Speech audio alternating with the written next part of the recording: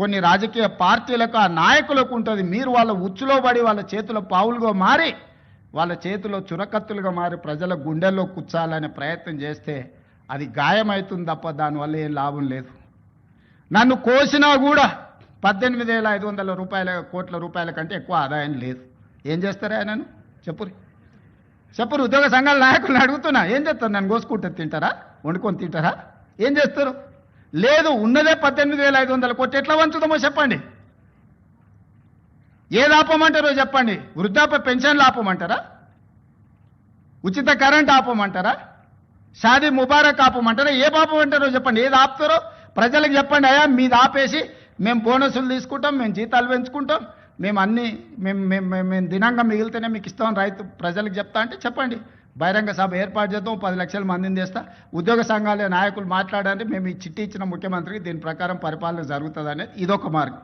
లేదంటే 100 రూపాయలు ఉన్న పెట్రోల్ 200 చేద్దామా చెప్పురి. 30 రూపాయలకి ఇచ్చే బియ్యాన్ని 60 రూపాయలు చేద్దామా చెప్పురి. పప్పు ఉప్పు చింతపండు బెల్లం ధరలు 2 చేద్దామా చెప్పురి. ఏది పెంచుదామో చెప్పుండ్రి. ఎక్కడ ధరలు పెంచుదామో చెప్పుండ్రి. ధరలు పెంచకుండా ఉన్న పథకాలను ఆపకుండా కొత్త కోరికలు నెరవేరవు. కొత్త కోరికలు కోరుకొని మనము నిరసనలో ధర్నాలో దీక్షలో బందో చేస్తే ఉన్న వ్యవస్థ కూడా కుప్పగూలుతుంది. ఉన్నది కుప్పగూల్చుకుంటే ఇంకా మళ్ళీ తిరిగి తేరుకోవడానికి కూడా ఇంకేం లేదు. ఇంకో దివాలా రాష్ట్రంగా మనం మారుతాము. రాష్ట్రం ఆర్థికంగా బాగా లేదు, అప్పు పుడతలేదు, అనా పైసా ఎవడు ఇస్తలేడు. ఎవరినైనా కలవడానికి పోతే బ్యాంకర్లు దొంగలను చూసినట్టు చూస్తున్నారు తెలంగాణ రాష్ట్ర ప్రతినిధులను. ఎవడు ఢిల్లీకి పోతే అపాయింట్మెంట్ కూడా ఇస్తలేడు, వీడు వస్తే చెప్పులు కూడా ఎత్తుకుపోతాడేమో అన్నట్టుగా ఆ పరిస్థితి ఉంది దేశం ముందల.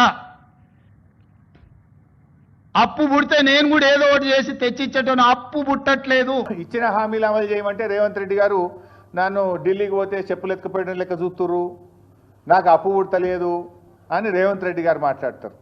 ఇవాళ పరిస్థితి ఏంటంటే ఆఖరికి పాకిస్తాన్ను నమ్మి అప్పిస్తున్నారు తప్ప రేవంత్ రెడ్డిని నమ్మి ఎవడు అప్పిస్తలేడు. నిన్న కూడా ఏదో పేపర్లు చూస్తే పాకిస్తాన్కి అప్పించినట్టు కనబడ్డదు. అంటే నీ పరిస్థితి అట్లా తయారైపోయింది. ఏంది అసలు నీకు పాలన చేతగాక, నీ ప్రజెంటేషన్ సరిగా లేక, నువ్వు ప్రతిపక్షం మీద బురద జల్లబోయి నువ్వు తీసుకున్న గోతులో నువ్వే పడ్డావు. ఇప్పుడు ప్రభుత్వాన్ని నడపడం అంటే ప్రతిపక్షాల మీద దుమ్మెత్తి పోసినంత సులువు కాదు రేవంత్ రెడ్డి గారు. ఇప్పటికైనా పాలన మీద దృష్టి పెట్టు, రైతుల కష్టాలు తీర్చాలని చెప్పి నేను రేవంత్ రెడ్డి గారిని కోరుతా ఉన్నా. తక్షణమే ముఖ్యమంత్రి గారు రివ్యూ చేసి ధాన్యం కొనుగోళ్లను వేగవంతం చేయండి. నిన్న వర్షం పడ్డది, ఇవాళ రేపు కూడా వర్షాలు ఉన్నాయని వాతావరణ శాఖ చెప్తా ఉన్నారు.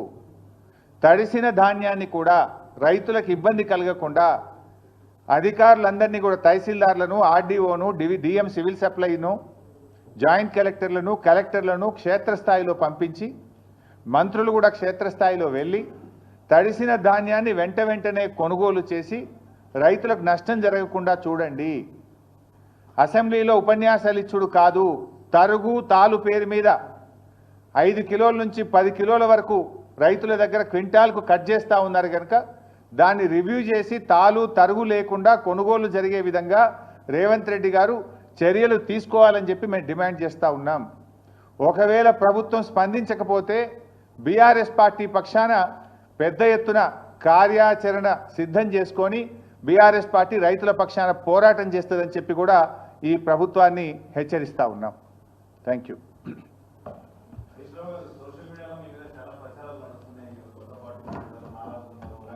నేను ఇంత మంచిగా మాట్లాడితే నువ్వేంది?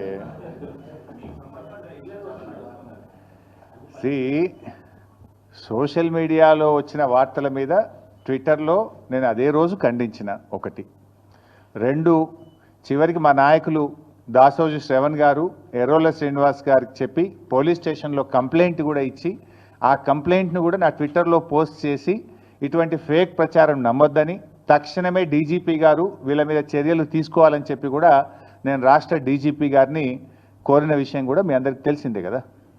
ఏం రగ్గారు?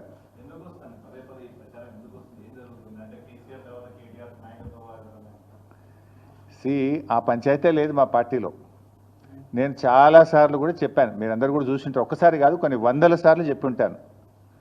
ఇవాళ కేసీఆర్ గారు మా పార్టీ అధ్యక్షుడు, ఆయన యొక్క ఆదేశాలను తూచా తప్పకుండా పాటించే ఒక క్రమశిక్షణ కలిగిన కార్యకర్త హరీష్ రావు అని చెప్పిన. ఇది బహుశా వందల సభల్లో చెప్పిన, టీవీ డిస్కషన్స్లో చెప్పిన, ప్రెస్ మీట్లలో చెప్పిన, చిట్చాట్లో చెప్పిన, అనేక సందర్భాల్లో కూడా చెప్పిన.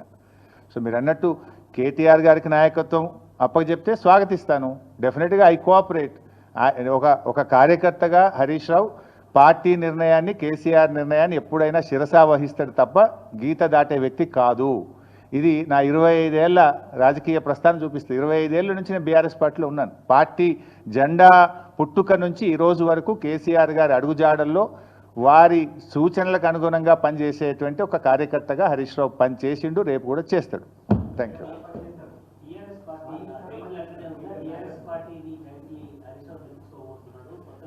ఇవన్నీ చిల్లర ముచ్చట్లు బంద్ చేయండి. ఇంత స్పష్టంగా కుండబద్దలు కొట్టినట్టు నేను మాట్లాడుతుంటే మీరు ఈ ప్రశ్నలు ఏందో నాకైతే అర్థమవుతలేదు. ఇంత కుండబద్దలు కొట్టినట్టు వందల సార్లు చెప్పినా, మళ్ళీ ఈరోజు కూడా చెప్పినా కదా, my leader is KCR. What ever KCR says Harish Rao will follow it. That's all.